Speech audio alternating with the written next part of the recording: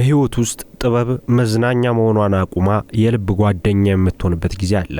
በተለይም ሙዚቃ በጆሮአችን ብቻ የምንሰማው ነገር ሳይሆን መንፈሳችንን የሚያረካ ኃይል ስላለው መሸሸጊያችን፣ ስሜትና ሐሳብ መግለጫችን አድርገን እንጠቀመዋለን። የተወሰኑ የሙዚቃው ዓለም ሰዎች ደግሞ ይህንን እውነት እንድንኖረው ምክንያት ሆነዋል። በድምጻቸው፣ በግጥማቸው፣ በዜማቸውና በስልተምታቸው የምንፈልገውን ህይወት በመናባችን እንድንስል አድርገዋል።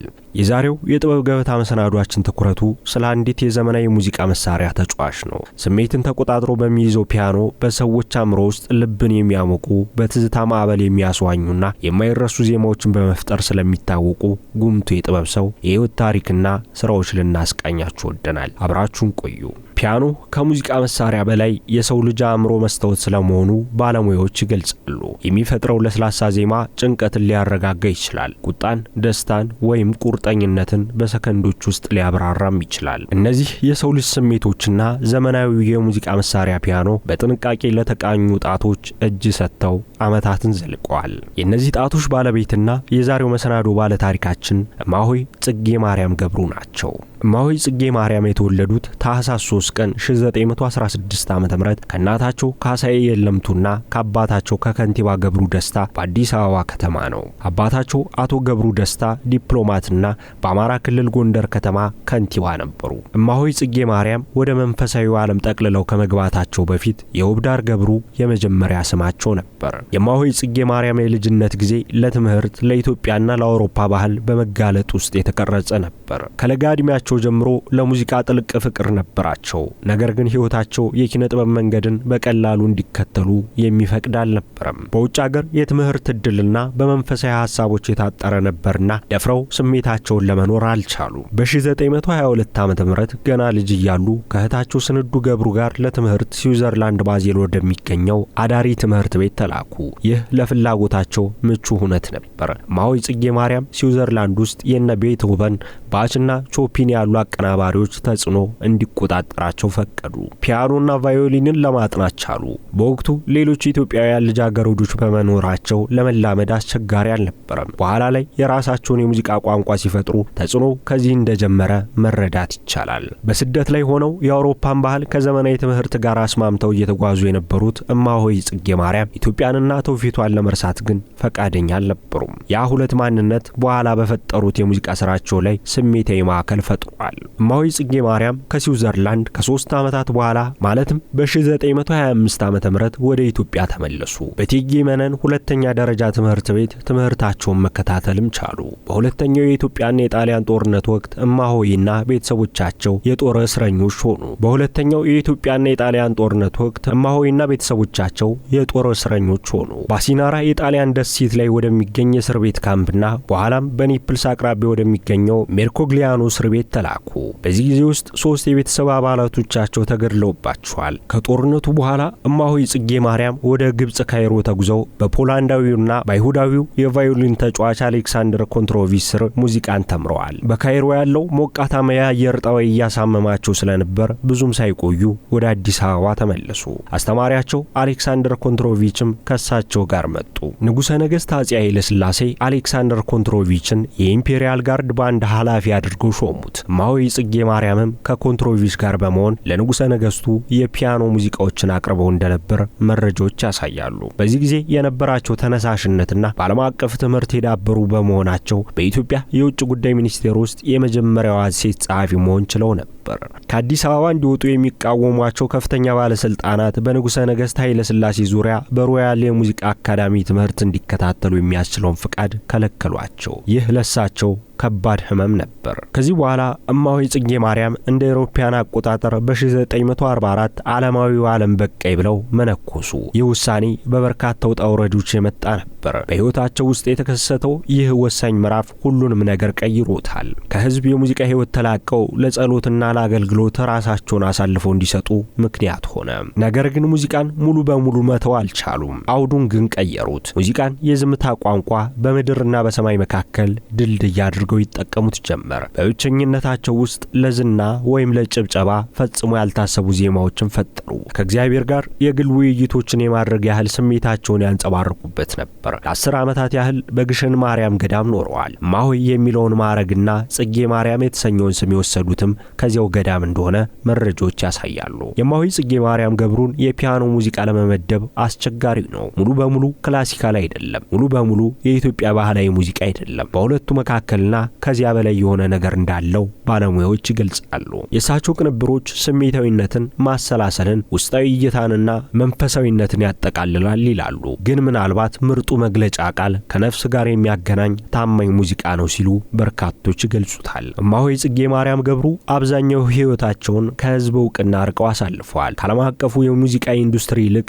ገዳማትን መርጠው ኖረዋል። ዓመታትን በገዳም አሳልፈው ወደ ቤታቸው ተመለሱ። የቫዮሊን፣ የፒያኖና የኦርጋን ሙዚቃ ማቀናበርም ጀመሩ። በንጉሠ ነገሥት አፄ ኃይለ ሥላሴ ድጋፍ የመጀመሪያ ሪከርዳቸው ጀርመን ውስጥ እንደ አውሮፓውያን አቆጣጠር 1967 ተለቀቀ። በዚህ ጊዜ ውስጥ እዚያው ጀርመን ለቤት አልባ ኢትዮጵያውያን ሕፃናት ገንዘብ ለማሰባሰብ በማሰብ የሙዚቃ ስራዎችን አዘጋጅተዋል። በኢትዮጵያ የኪነ ጥበብ ታሪክ ዘመናዊ የሙዚቃ መሳሪያዎችን ተጠቅመው ጆሮ ገብ ዜማዎችን መፍጠር ከቻሉ ጥበበኞች ተርታ የቀዳሚዎችን ስፍራ የሚይዙት እማሆይ ጽጌ ማርያም ገብሩ ለፍላጎታቸው ዋጋ ከፍለዋል። ለሙዚቃ ሕይወት የነበራቸው ጥልቅ ፍቅርና የገዳማዊ ቁርጠኝነትን በመቀበል መካከል የነበረው ውስጣዊ ትግል ከባድ ሁኔታ ውስጥ ከቷቸው ነበር። በለጋ ዕድሜ ሙዚቃን፣ በኋላ ላይ መንፈሳዊ ሕይወትን፣ በመጨረሻም የዕድሜ ብስለት ላይ ሲደርሱ ግን ከኪነ ጥበብ ፍቅር መላቀቅ ስላልቻሉ ተመልሰው ጣቶቻቸውን የፒያኖ ቁልፍ ላይ አሳርፈዋል። ይህ በምርጫዎቻቸው መካከል ምን ያህል ስሜታዊ ፈተና እንደተፈተኑ ያሳያል። በ1966 ዓ.ም አብዮቱ ሲፈነዳ በእማሆይ ጽጌ ማርያም ሕይወት ውስጥ ሌላ ፈተና ተደቀነ። የፖለቲካው ግርግር በመላ ሀገሪቱ የኪነ ጥበብ ሕይወትን አወዛጋቢ ያደረገው። የሚተቹ፣ አስተያየት የሚሰጡ ብሎም የሚቃወሙ የጥበብ ሰዎች ሁሉ ደህንነታቸው የተጠበቀ አልነበረም። ያኔ ዓለም አቀፍ ተጽዕኖ መፍጠር የቻሉት እማሆይ ጽጌ ማርያም በወቅቱ አገዛዝ ዓይን ስር ገቡ። በመጨረሻም በ1970ዎቹ ኢትዮጵያን ለቀው ወደ ኢየሩሳሌም ገቡ። ከዋና ዋና የሙዚቃ መድረኮች ርቀው በዝምታ ውስጥ የሙዚቃ ቅንብራቸው ላይ መራቀቅ ጀመሩ። ስደት ላይ ውስን ሀብት ቢኖራቸውም ዜማን ለመፍጠር አልተቸገሩም። ምንም እንኳን ብቸኝነት፣ መፈናቀል እና የፖለቲካ አለመረጋጋት ቢኖርም ሙዚቃ መስራታቸውን ቀጠሉ። የመቋቋም አቅማቸው ችግሩን ወደ ጥልቅ መንፈሳዊ የፒያኖ ስራዎች ቀየረው። እነዚህም በኋላ ላይ ዓለም አቀፍ እውቅና አስገኙ።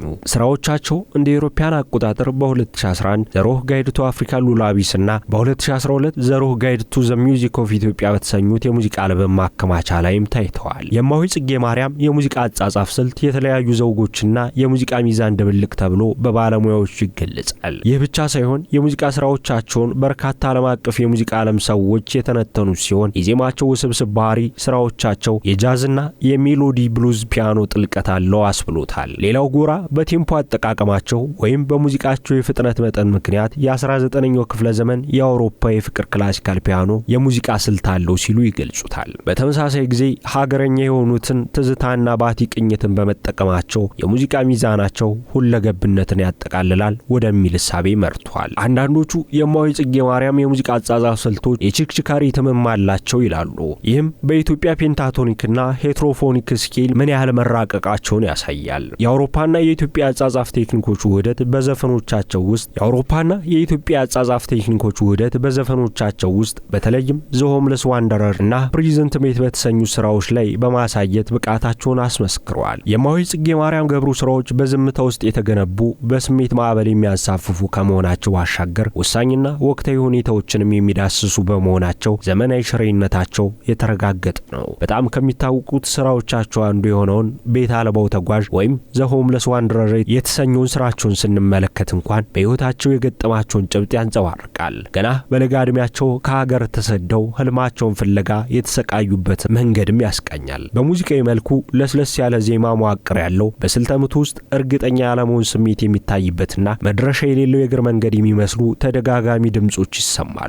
ይህ ከሙዚቃነት ባሻገር ያለ ቃላት ስሜታዊ የተረካ ነው ሲሉ ባለሙያዎች ይገልጻሉ። በርካታ አድማጮችም የስደት ነጸብራቅ፣ መንፈሳዊ ጉዞና የሰው ፍለጋ ምልክት እንዳገኙበት ይናገራሉ። ይህን ስራ እንደ ምሳሌነት ጠቀስን እንጂ አብዛኞቹ የእማሆይ ጽጌ ማርያም የሙዚቃ ስራዎች ጥልቅ ሚስጥር ያላቸው፣ ገንቢ መልእክቶችን የሚያስተላልፉና ዛሬም ድረስ ዓለም አቀፍ ተቀባይነት ያላቸው ናቸው። ለዚህ እንደ ማሳያነት የሚጠቀሱትን በጥቂቱ እናንሳ። እንደ አውሮፓውያን አቆጣጠር 2019 ወንግዱዲ በተሰኘው ዓለም አቀፍ አቀፍ የፈጠራና የዲጂታል ማስታወቂያ ኤጀንሲ ላይ የእማሆይ ጽጌ ማርያም ሆምሲክነስ የተሰኘው ስራ እንደ ማጀቢያነት ጥቅም ላይ ውሏል። ድርጅቱ እንደ አማዞንና ቲሞባይል ላሉ ብራንዶች የማስታወቂያ የፈጠራና የቴክኖሎጂ አገልግሎቶችን ይሰጣል። ሌላው ዓለም አቀፍ ተጽዕኖ እንደ አውሮፓውያን አቆጣጠር በ2020 የተከሰተ ሲሆን የእማሆይ ጽጌ ማርያም ሙዚቃ ታይም በተሰኘ ዘጋቢ ፊልም ላይ ማጀቢያ ሆኖ ቀርቦ ነበር። እንደ አውሮፓውያን አቆጣጠር 2021 ዘ ሆምለስ ዋንደረር እና ዘ ላስት ቲርስ ኦፍ ኤዲክ ኬዝድ የተሰኙ ስራዎቻቸው በኔትፍሊክስ የፊልም ማስታወቂያ ላይ ጥቅም ላይ ውለዋል። በተጨማሪም ኢቭኒንግ ብሬዝ እና ኤያንግ ገርልስ ኮምፕሌንት የተሰኙ ስራዎች እንደ አውሮፓውያን አቆጣጠር በ2021 ካሞን ካሞን በተሰኘው ፊልም ላይ ማጀቢያ ሆነዋል። እኚህ በጥቂቱ የጠቀስናቸው የእማሆይ ጽጌ ማርያም የሙዚቃ ስራዎች ዓለም አቀፍ ተጽዕኖ የፈጠሩ ሲሆን ከ2023 ጀምሮ ዛሬም ድረስ በታላላቅ የማስታወቂያና የፊልም ስራዎች ላይ ማጀቢያ እየሆኑ እንዳሉ መረጃዎች ይጠቁማሉ። እማሆይ ጽጌ ማርያም በኪነ ጥበቡ ዓለም በርካታ ዘመን የማይሽራቸው ስራዎችን ካበረከቱልን በኋላ መጋቢት 15 ቀን 2015 ዓ.ም በ99 ዓመታቸው ከዚህ ዓለም በሞት ተለይተዋል። 1976 ዓ.ም እናታቸውን በሞት ካጡ በኋላ ሀገራቸውን ጥለው በኢየሩሳሌም ሰፍሮ የነበረ ሲሆን ፈጣሪያቸውን በዜማ ሲያመሰገኑ እንደኖሩ የታሪክ ማህደራቸው ያሳያል። ህልፈተ ዜናቸው እንደተሰማም ኢየሩሳሌም በሚገኘው ኪዳነ ምህረት ቤተክርስቲያን ስርዓተ ቀብራቸው ተፈጽሟል። የዘመን አሻራቸው ግን በኢትዮጵያውያን ብቻ ሳይሆን በዓለም አቀፍ የሙዚቃ አድማጮች ልብ ውስጥ ሕያው ሆኖ ይኖራል። እማሆይ ጽጌ ማርያም ገብሩ ለኪነ ጥበብ በተለይም ለሙዚቃ ለከፈሉት መስዋዕትነትና ላበረከቱልን አስተዋጽኦ በመሰናዷችን ስም ከፍ ያለ ክብር እየሰጠን የዛሬውን አበቃን። ሳምንት በሌላ መሰናዶ እስክንገናኝ ቸርን ሰንብት።